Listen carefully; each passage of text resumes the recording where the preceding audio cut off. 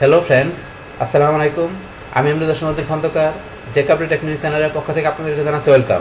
আজকের ভিডিওতে আপনাদের সাথে শেয়ার করব how to sum positive and negative number using sum if function on MS Excel. অর্থাৎ এমএস এক্সেলের উপর আমরা সাম ইফ ফাংশন ব্যবহার করার মাধ্যমে আমাদের পজিটিভ এবং নেগেটিভ নাম্বারগুলোকে কীভাবে আমরা সাম করতে পারি, আজকে আমরা সেই বিষয়টা দেখব। এখন আমাদের এই কাজটা করার জন্য প্রথমে আমরা এক্সেলে চলে আসি। বাস এক্সেল আসার পরে কি বলছি, আমাদের এই শিটে যে ভ্যালুগুলো থাকবে সেগুলো আমাদের যে পজিটিভ এবং নেগেটিভ যে এখানে নাম্বারগুলো থাকবে সেগুলো কিভাবে আমরা বলছি সাম ইফ ফাংশন ব্যবহার করার মাধ্যমে আমরা সাম করতে পারি সে বিষয়টা বলতে দেখবো। তাহলে এখন কাজটা করার জন্য এখানে আমরা আমাদের ডাটাগুলো লিখে নেই।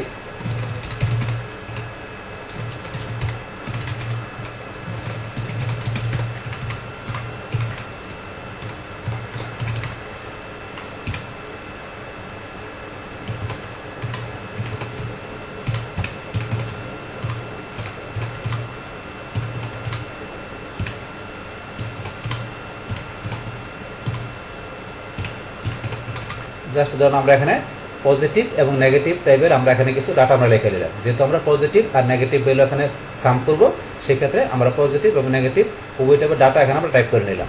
বাস এখন আমরা এখান থেকে পজিটিভ আমাদের এখানে যে ভ্যালুগুলো আছে সেগুলো প্রথমে আমরা এখানে সাম করি।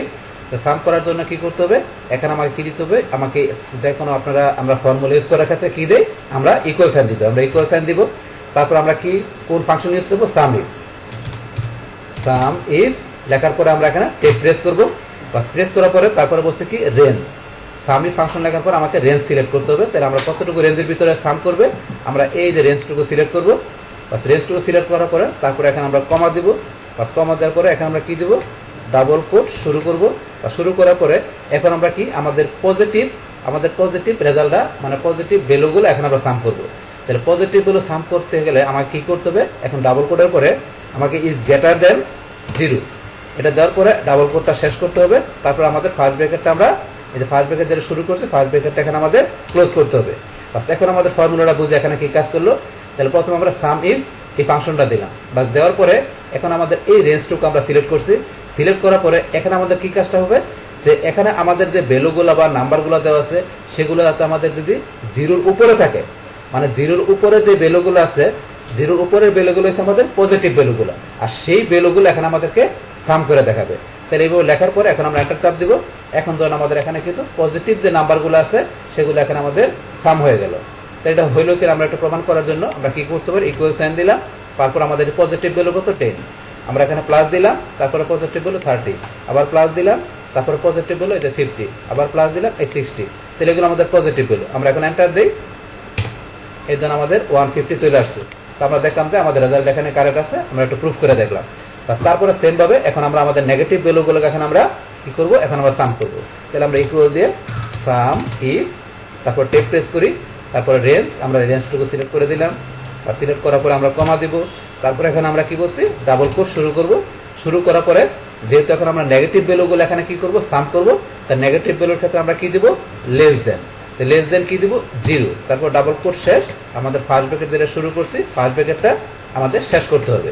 বাস এখন তাহলে আমরা কি করলাম, সাম ইফের পরে আমরা রেঞ্জটুকু দেখানোর পরে এখানে কি দিলাম, কমা দিয়ে, যেহেতু নেগেটিভ ভ্যালুর বিষয় তাই নেগেটিভ ভ্যালু আমাদের কি থাকে, 0 যাতে কম থাকে, আর 0 যাতে উপরের যে ভ্যালুগুলো থাকে এগুলো আমাদের পজিটিভ ভ্যালু থাকে। তাহলে এখানে আমাদের যে 0 যাতে যে কম যেগুলো বলছি যে আমাদের মাইনাস ফিগারের ভ্যালুগুলোকে এখানে সে কি করবে, সাম করবে। তো সেই ক্ষেত্রে লেস দেন দিয়ে আমরা এখানে 0 দিলাম। দেওয়ার পরে এখানে ডাবল কোট আপনারা ক্লোজ করে ফার্স্ট ব্র্যাকেট ক্লোজ করে লাস্টে এখানে আমরা কি দেবো, এন্টার দেবো। বাস এখানে তো আমাদের কিন্তু রেজাল্টটা চলে আসে। তাহলে আমাদের নেগেটিভ ভ্যালু যেগুলো আছে সেগুলো এখন আমাদের কি হলো, সাম হয়ে গেল। সেমভাবে আপনারা প্রুভ করার জন্য এখন আপনি ইকুয়াল সাইন দিয়ে দেখতে পারেন, এই যে আমরা এটা দিলাম, এটা আমাদের নেগেটিভ ভ্যালু প্লাস, এই যে নেগেটিভ ভ্যালু প্লাস, এই যে আমাদের নেগেটিভ ভ্যালু প্লাস, এই যে নেগেটিভ ভ্যালু, এখন এন্টার দেন, এই যে -160। তাহলে কিন্তু আমাদের এখানে নেগেটিভ ভ্যালুগুলো আমরা এখানে প্রুফ করে দেখলাম যে আমাদের এটা সাম করা ঠিক আছে। তাহলে এই যে এখন আপনাদের আমি যেভাবে দেখাই দিলাম, এইভাবে কি করতে পারেন, আপনাদের শিটে আপনাদের যে পজিটিভ এবং নেগেটিভ যে নাম্বার বা ভ্যালুগুলো আছে সেগুলো কিভাবে আপনারা সাম ইফ এই ফাংশন ব্যবহার করার মাধ্যমে আপনারা সাম করতে পারেন, সেই টোটাল বিষয়টা আমি আপনাদের সাথে এখানে কি করলাম, শেয়ার করলাম। বাস তাহলে এই আমাদের এখানকার টোটাল বিষয়টা মূলত আমাদের আজকের ভিডিওর। ডিয়ার ফ্রেন্ডস, আমার আজকের এই how to sum positive and negative number using sum if function on MS Excel. এই ভিডিওটি যদি আপনাদের কাছে ভালো লেগে থাকে কিংবা এই ভিডিও থেকে আপনারা কিছু শিখে থাকেন বা উপকৃত হয়ে থাকেন, তাহলে আমার এই জেক আপডেট টেকনিক চ্যানেলটি আপনারা সাবস্ক্রাইব করবেন, লাইক করবেন, কমেন্ট করবেন এবং সবার সাথে শেয়ার করবেন। Thanks everybody.